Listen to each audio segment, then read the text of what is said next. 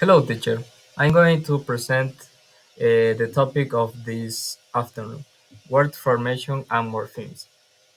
With the integrants, we have Octavalo Santiago, my person Vega Eric, Maldonado Paola, Paguay Gabriela, Lopez Lisset, and Moreta Joseph. We have the introduction of morphemes. When we study the structure and formation of language, one of the most essential concepts is the morpheme.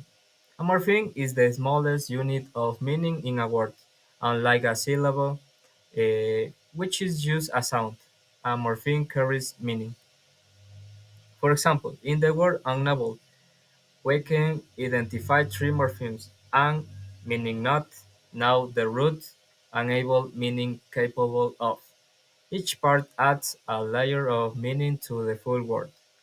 Understanding morphemes helps us break down how words are viewed, how they change based on tense, number, or grammatical role, and how complex ideas can be expressed through simple components. It's a key concept in understanding how language really works. Thank you, teacher. Hello, teacher. Today I'm going to talk about the difference between free and bound morphemes. They are the essential elements in understanding word structure in English. This topic belongs to the area of morphology, and this is also the study of the internal structure of the different words that we use every day. So let's start with what is a morpheme. A morpheme is the smallest part of a word that carries meaning. Unlike syllables, morphemes cannot be broken down without losing meaning. For example, in the word unhappy, un and happy are both morphemes, and they form just one word. Now, let's continue with free morphemes. Free morphemes are words that can exist on their own. They don't need to be attached to anything else to make sense. Words like book, play, or fast are all free morphemes because they already have meaning by themselves. Now, what are bound morphemes? Bound morphemes, on the other hand, cannot stand alone. They must be attached to be a free morpheme to have meaning.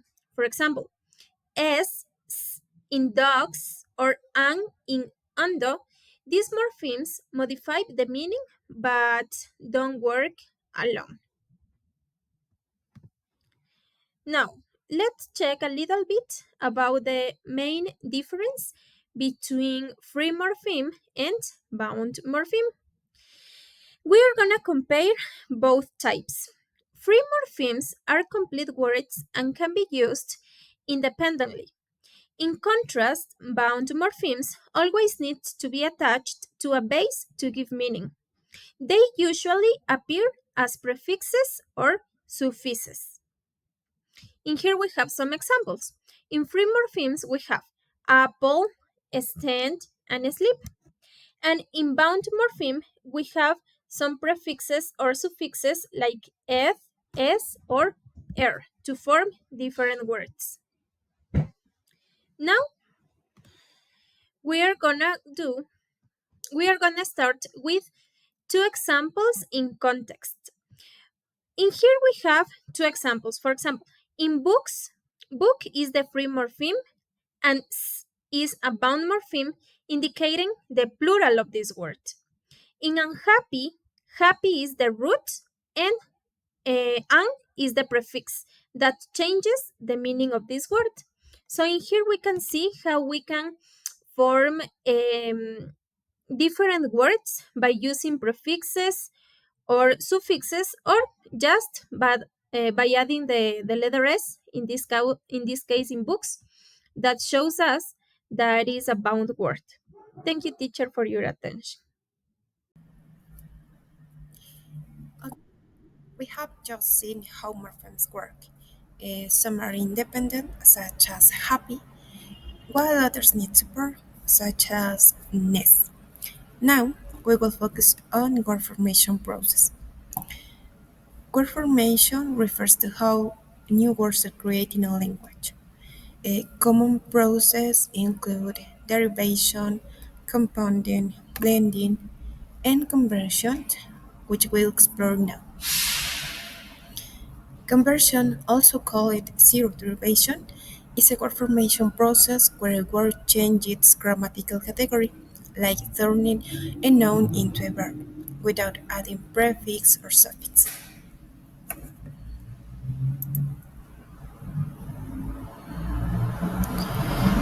For example, Google was originally just a company name, but through conversion it became the verb to Google, meaning to search online.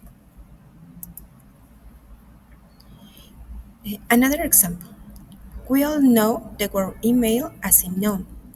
I send an email, but we also use it as a verb. For example, I will email you later. The same word, but a different function. This adaptation shows how language evolved to meet communication needs using existing words in new flexible ways. Thank you. Then, Professor David, we are going to talk about a derivation. And did you know what the word play? We can become player, playful, or even replay simply by adding small parts. And this is the derivation process. And derivation process is a word formation process where we add prefixes at the beginning of the word or suffixes at the end of the root word. Through this derivation process, we can change the meaning word. We can form a new word with a different type of word. Here we have little examples of derivation process. For example, here we have the root word happy, that is an adjective. If we add the prefix an, we have a new word that is unhappy. And the new meaning is the opposite of happy. We have another example that is hope. Hope is a noun. If we add the suffix less, we have a new word that is hopeless. That means without hope. In this case, at the end, at the beginning, excuse me, the hope is a noun, and we can see that is a new type of word by adding the suffix less. Now we have an adjective from noun to adjective by adding less. The next uh, the next example is work. That is a verb. If we add er at the end of the word, we have a worker. That is a noun. That means a person who works. And the last example is quick. That is an adjective, but if we add the suffix ly, we have a new word that is quickly, and the meaning is in a faster way. And thank you, teacher. Good afternoon, Magister. My name is Lisette Lopez. A continuation my exposition. Infection. What is infection? Infection is a chain that works, especially verbs, nouns, or adjectives, undergo to express gender, number, tense, mood, person, or other grammatical categories. Inflection examples. Example number 1. Pluralization in nouns. Buzzword cat inflection cats. Explanation. The bone morpheme z is added to indicate plural. The part of speech noun does not change, only its number. Okay? Example in context. I have one cat, singular. I have two cats, plural. The example number two. Verb conjugation in the past tense. Password, walk. Infection, walked. Explanation, the suffix "ed" marks the past tense. The verb remains a verb, but its tense changes. Okay?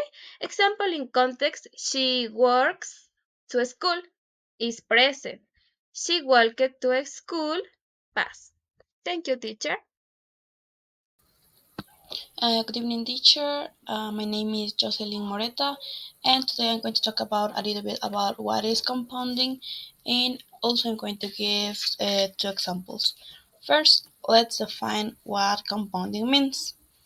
Well, compounding is a word formation process in which two or more independent words are joined together to form a single new word with a unique meaning. The resulting compound words function as a single unit and often has a meaning that is different from the individual word.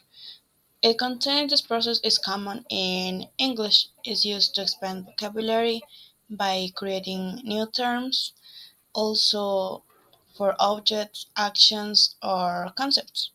Also can involve different words such as including nouns, adjectives, and verbs. And next I'm going to explain these two examples that I have in the slide. The first one we have the word toothbrush, which is composed by two parts or two words, which are tooth plus brush. And we have to know that the meaning of toothbrush is a brush that we use to clean our teeth daily. And we have to know that it is a compound noun made from two common nouns. The second example is the word raincoat, which is made by two words, which are rain plus the word coat. And the meaning of this is a coat used to warm and protect you from the rain.